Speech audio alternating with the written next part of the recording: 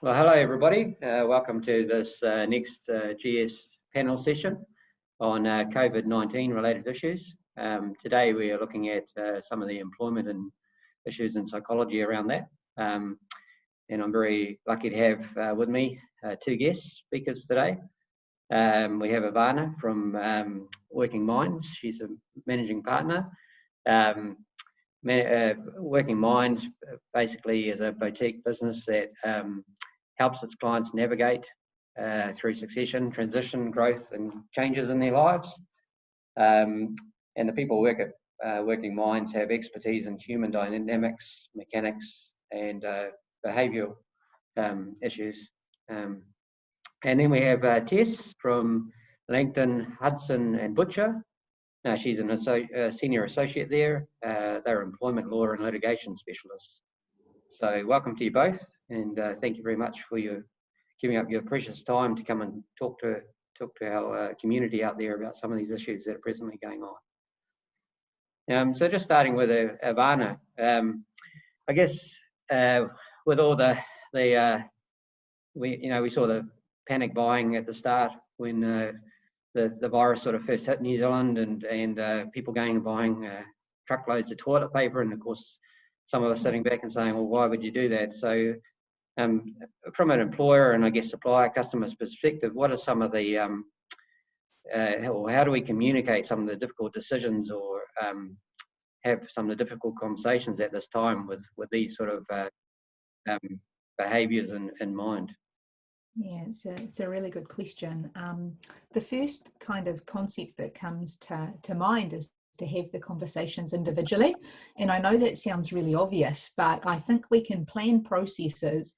But when it comes to actually having conversations and communicating, you really need to think about who your audience is, what you're wanting to achieve, and how best to get there. And I don't think there's any substitute for preparation and having your thoughts ordered. It's not going to be an easy conversation for you as the person giving the message either. And so taking that time to just make sure that you're clear on what you're wanting to achieve, why, actually makes the straightest and cleanest path for you and for the person that's receiving. Because as you say, there's been a lot of panic buying, there's been a lot of panic, there's been a lot of information, there's been a lot of emotion, and there's been a lot of unknown. And in any of those situations and any of those combinations, really what that does is dial down a person's capacity or bandwidth to hear, comprehend and process new information. So keeping things simple, not using a lot of words, and making sure that there's alignment between what you're saying, how you're saying it, and the body language involved, really important. So I often say to my clients, lead with a conversation, follow up with any paper. That way you're getting 2 or 3 different opportunities to get your message across and check in on it. Right. I find that processes that start with paper are more likely to end with confusion and complexity, because people can jump to conclusions, not hear or see things, and right. Then you're on a bit of a back foot. You're trying to kind of patch over something. So that would be, my initial kind of sense of, hey, what to do. And easy enough, because someone like myself, going into having these types of conversations, of course, I have no skills or expertise in this area. So, but obviously, there's a myriad. If you do a Google search, I suppose there's a myriad of advice options out there.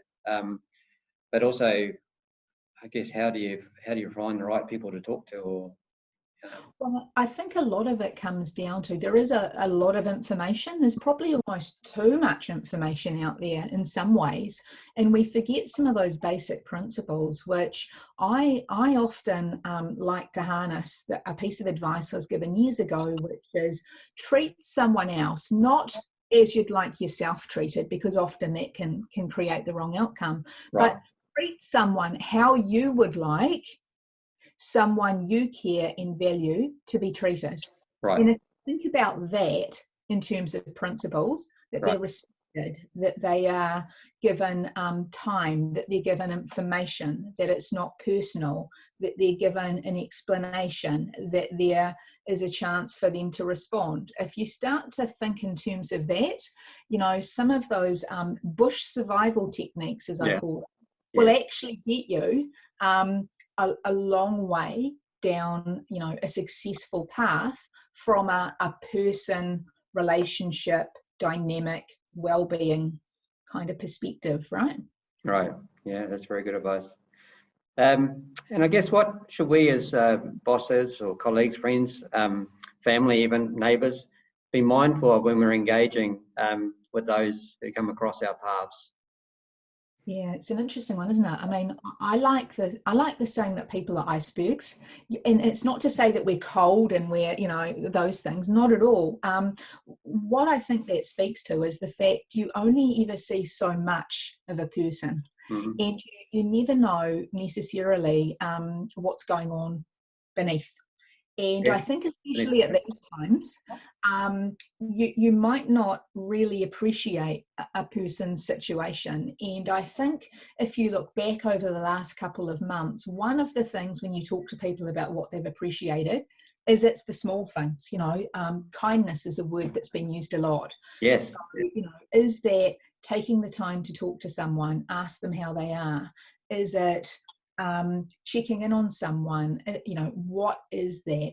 I think it really is the small human things. You know, a lot of people have come out of an extended period of time where they've been either on their own or in a fixed environment, right? So with, you know, those that were in their bubble.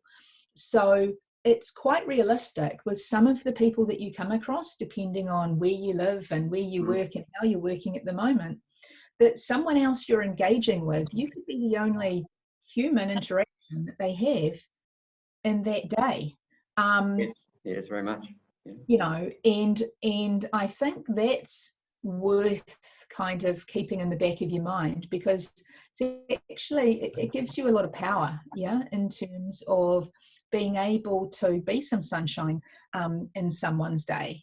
Because for a lot of people, they are a lot at sea if they've gone through significant forced change for themselves, their loved ones, other family members.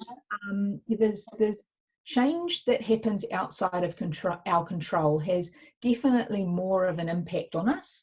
And so, you know, it's those small things that really help kind of recalibrate our internal love cup or sense of self, which is an important part of our overall perspective and resilience. And I think one of the things that's come out of this quite clearly is we're not in this for a short time. It's a marathon. I keep hearing it referred to as this is a marathon, this is a long game.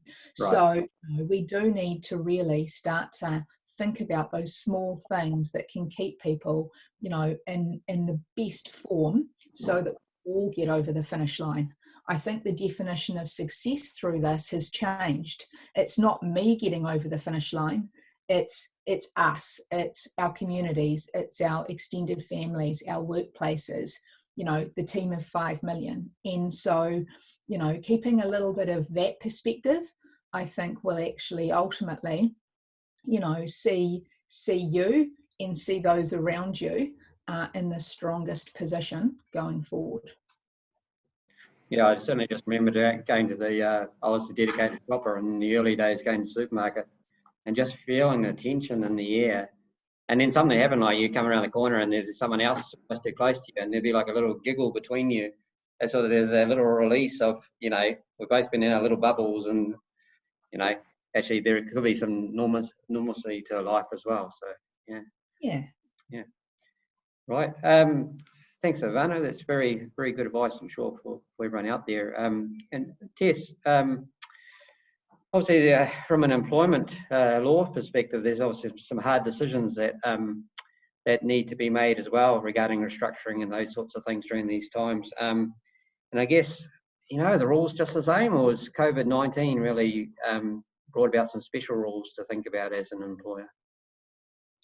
That is a really good question, and we're getting it a lot. And I think the starting point is that employment law still applies. The Employment Relations Act still applies. And you also have the overlay of, for those employers who have applied for and received the wage subsidy, the rules and the declaration around that. So it is a bit of a minefield. But essentially, under the Employment Relations Act, the duty of good faith is still present. And an employer does need to be able to justify any decision that they make in terms of an employee's employment or ongoing employment.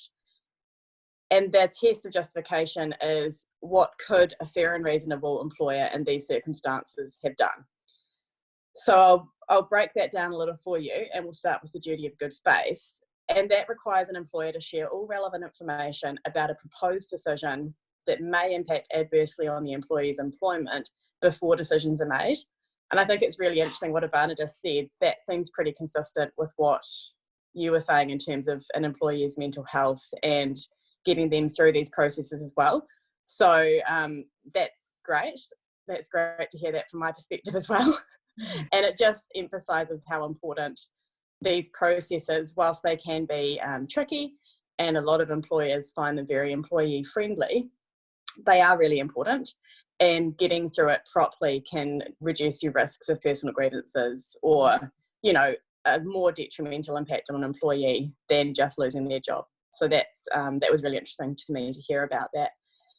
The duty of good faith also plays into what a fair process looks like.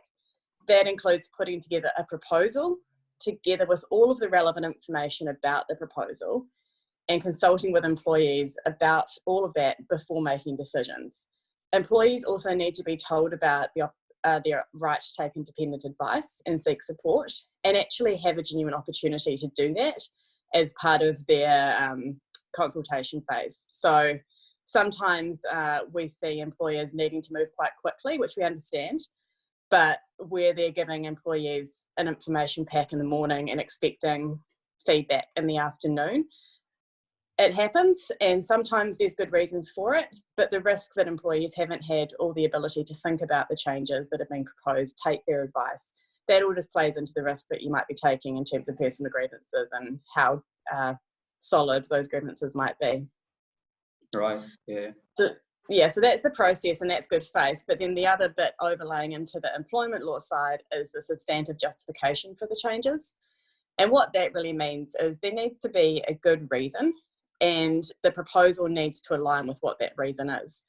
That all sounds a little vague, but for example, if you're needing to save $300,000 to keep the business afloat for the next couple of months, then your proposal should actually reflect that, and you need to be sharing with employees the information that you say is going to get you to that saving, whether that's a combination of reduction in wages, removing some roles, stop spending on Friday night drinks, whatever it is. Yes. The employee, it all needs to line up, and the employees need to be able to comment on it.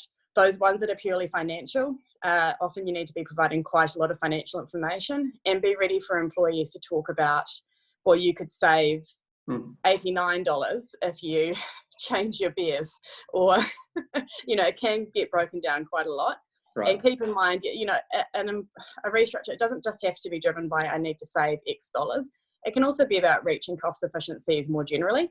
So if the business can operate with lower costs and still do well, then an employer is entitled to look at that.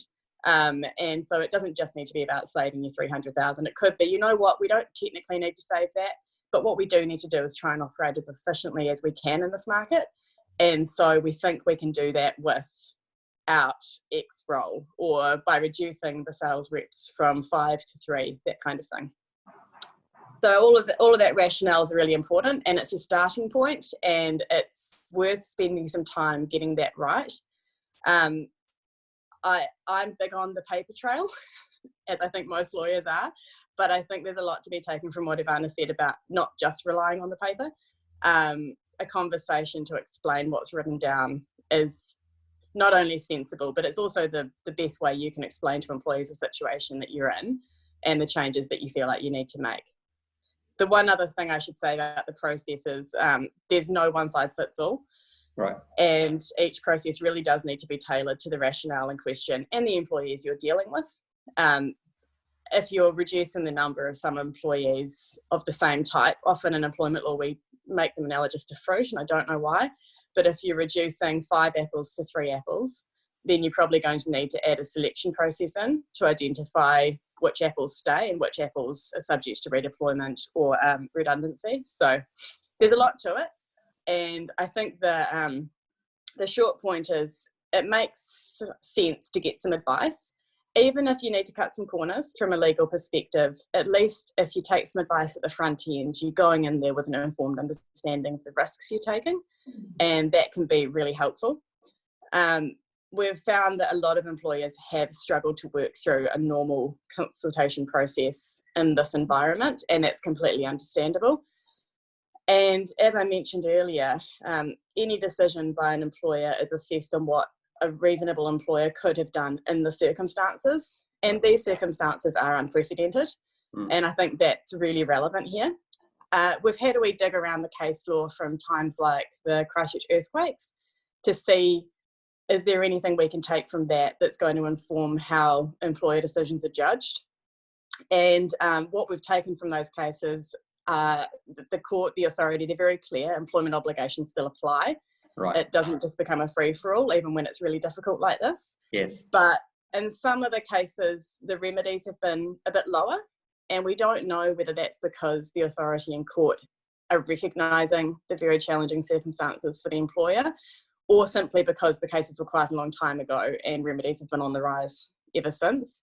Okay. But look, we'd expect to see some recognition of the circumstances, but I am seeing a lot of personal grievances come in at the same time.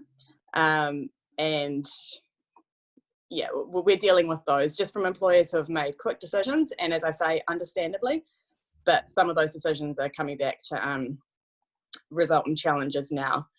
The only other points that I thought I'd mention here, and sorry if I'm going on, I get overexcited when I get to talk to a captive audience about employment law, but you've got to remember that there are alternatives to redundancy, and part of the good faith obligations do mean putting some thought into what those look like. Get creative. We're seeing lots of options around reducing hours and pay as opposed to removing roles.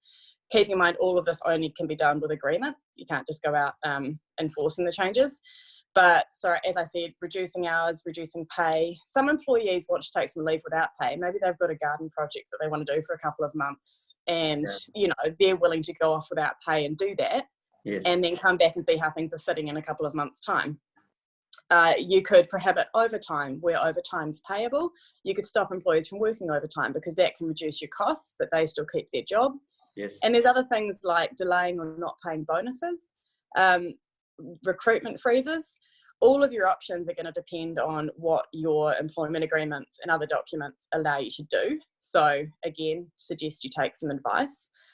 And in all of the above, just remember the wage subsidy. If you've got it, the declaration that you or one of your team members agreed to when you put the application through, it includes using best endeavours to pay at least 80% of earnings. That doesn't mean you can automatically pay less than 80%, as I'll get back to in a moment, I think was the next question. And you also need to try and keep the employees on your books. And depending on when you when you agree to the wage subsidy declaration, that's either a best endeavours to keep them on your books or an obligation to do so. So make sure that you're, to the extent that you can, weaving both all of the employment law principles and the wage subsidy declaration obligations together when you're working through what really are very challenging circumstances and conversations with your partners in the business and also the team. Thanks, Tess. There's a lot of very useful information in there. And actually, you touched on it because we were certainly inundated when the wage subsidy came out with inquiries from our clients about, you know, and all they really focused on, you know, and obviously they're going through difficult times, was, you know, the 80%, and, you know, can we just reduce our employees to 80%? There was no talk at all about employment law issues and you know, and considerations there. And you know, and I suspect, and you might have already touched on as well, because you're already seeing a number of PG claims coming through as a result of decisions already made, and I guess you expect to see a number going forward as well, as employees, of course, come to terms with how they've been dealt with, and then suddenly, someone puts in their ear, or maybe that wasn't quite fair, even though we were going through difficult circumstances. And look, I mean, a lot of employees actually are just understanding the difficult position that they're in. And so probably being a little more forgiving than they might otherwise be. That's right. Processes and tidying things up. And I think a lot of that does go into how the changes or the issues were communicated at the front end, which goes back to what Evana was saying. But yeah, at the same time, the obligations still apply, and employees can challenge things that they don't agree with. And some of those initial changes around just enforcing 20% pay cuts, we actually didn't see many employers just go and do it. We had a lot of questions about whether they could. So from our client base, we were able to guide employers through that and help them work through the consultation and document things properly. But yes, I suspect that when that wage subsidy came out, there wasn't a prompt to go and talk to your lawyer, or there wasn't in the declaration something saying, make sure you don't just enforce this. There is now, but that initial declaration was complete silence on it. Yeah. Cool. And I guess to finish off, what are some of the most common issues you've seen arising of late, and perhaps some tips for dealing with those types of issues? Yeah, so they've been very fact specific in terms of each organisation. As I keep saying, there's no one size fits all. Yes. But there's probably 3 or 4 really common issues that we're seeing arise. One of which is, we've just touched on it really, can I reduce my employees' hours and pay? And the answer is yes, with their agreement. And it's that agreement that's really important. And that should be documented via a variation to their employment agreement, particularly where you've got the wage subsidy, because the declaration talks about any changes being written with written agreement. So that's really important. Just make sure that you're getting your employees' agreement to that kind of change. In practice, we are seeing a lot of employees accepting these kind of changes and doing so understandably, with understanding to the employer as well. For the employer, it means that they can keep their valuable team. And for the employee, it means that they keep their job, yes, on a lower pay or with less hours or both, but to get them through what's a tough time and not a bit of a difficult job market at the moment as well. So we are seeing a lot of uptake in that from employers. Probably another one. Sorry, are there any risk for the employer there in terms of duress of any sort? Your employees only signed this because they felt duressed, because otherwise they wouldn't have a job. How does... Yeah, and part of the process for getting to a variation is making sure that they have the time to take advice and consider it and come back. And it's also in the delivery, right? It's not you have to sign this or you're gone. It's more, look, we're doing what we can to try and keep our team. We can't afford at the moment to pay everyone their normal pay. We don't have enough work to operate 5 days a week. But what we'd like to do is have everyone agree to this change. It's completely up to you. If you don't agree, we might need to look at a restructure, and we don't know what that means yet because we haven't gone through that process. Right. But it is all in the delivery. I mean, I think a lot of employees also read between the lines and understand that if the employer can't get those kind of changes across the line, then the backstop is likely to be job losses across the board. That's right. Yeah, but no, good point. Don't just pull someone into a room and tell them they have to sign it. Sign here. Yeah. Probably another one is, what can the wage subsidy be spent on? And I think this one has probably had a fair amount of airtime in the media as well, but it's salary or wages. It's not just what's paid to employees for work. That includes payment for annual holidays, public holidays and notice periods. That's all salary and wages. Right. But just make sure that the wage subsidy isn't being used towards other business expenses, because that's very clearly not in line with what the government says it's there for. Right. Okay. We've seen a few employers accidentally fall foul of the minimum wage, basically during level 4 and level 3 agreeing pay rates to be lowered, or just paying the wage subsidy only if that's all they could do. And then since the restrictions have loosened up, having employees come back to work, but the hours they're working being more than what the wage subsidy, being more than the minimum wage when Sure. they're just using the wage subsidy or the reduced pay.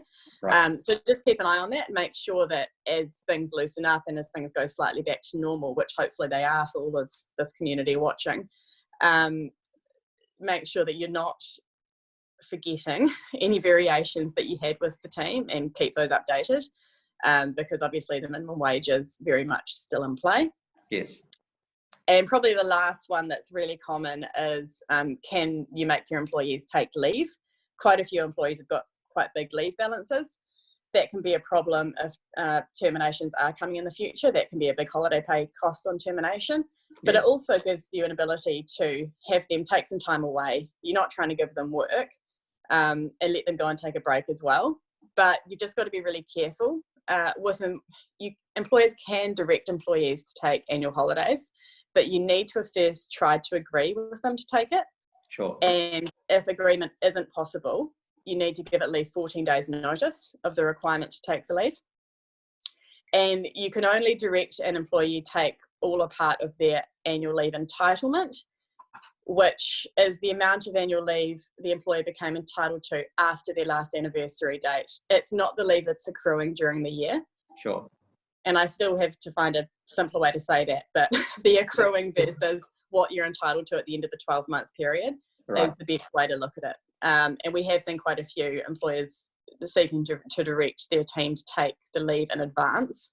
Employees can agree to that, but you can't direct them to do it. Okay. Excellent. Thanks, Tess. Evana, any sort of final comments from you after hearing Tess's advice and all your own thoughts? Anything else you'd like to add?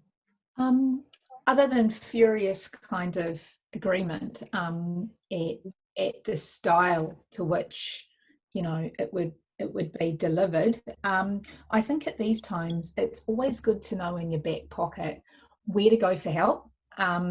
Now that's for yourself, that's for family, loved ones, but also employees. There's a lot of resources out there. And sometimes, you know, if you're talking to someone about something, you can find yourself in an honest moment where you realize someone needs help. Yes. And it can be very awkward and quite stressful for you if you don't just have a few tools in your back pocket. So there's a couple of really handy things to know about. The first one is sending someone or encouraging someone to talk to their GP is a really good broad first step, because the GP has a relationship with someone. It gets your concern or their situation in a format, in a forum where it can be followed up on, right? Yeah, great. And it enables a multi-pronged approach to understanding what's going on, okay? Or what could be causing or creating the situation. The other thing to know about is there are a couple of really good free resources. So the COVID website that the government has an awesome section for individuals and businesses on health and wellbeing, with all sorts of free tools, agency referrals, all sorts of great things. And if you haven't checked it out, this is not a paid advertisement for it, but I would encourage you to, because you just don't know. And as time wears on, I think sometimes that's where people's natural coping mechanisms wear thin. And so you can see a rise in this stuff. Yes. If not for your employee directly, maybe for a family member, which indirectly impacts on them, or a child. So there are two other sites to know about that are quite good. The first one is WhatsApp, which is a site especially for kids. Okay. So they specialise in counselling for children under the age of 18. Everyone is qualified, everyone is trained, it is free, and they are amazing. Okay. And then equally, there is, you can text 1737 and you can either have a text conversation with a trained counsellor, or you can have a phone call with a trained counsellor for free, resources available. And so it's just useful to be aware of some of these things. And as a concerned employer or friend or family member or neighbour, you can also access these resources to say, hey, you know, I'm concerned about this, what can I do? And relieve some of the pressure for yourself by engaging with someone who has the knowledge and the skills and the training to help someone more effectively navigate and get the help that they need in these times. You don't have to do it, you know, on your own. Yes, which a lot of people forget. But that's excellent advice. Tess, anything else? And then I think we'll call it there. No, I think I've plenty as usual. Thanks, Richard. It's been an extremely useful session, which I hope for the community out there, but very much for myself as well. So thank you very much both for your time you've given to us. If anyone out there has any sort of questions they'd like to put to our panellists or to ourselves, if you just email Lisa at gilshep, which is gilshep.co.nz, and we'll certainly follow that up. So it's goodbye from me, and goodbye to Tess and Evana. Thank you very much. No problem. Thank you.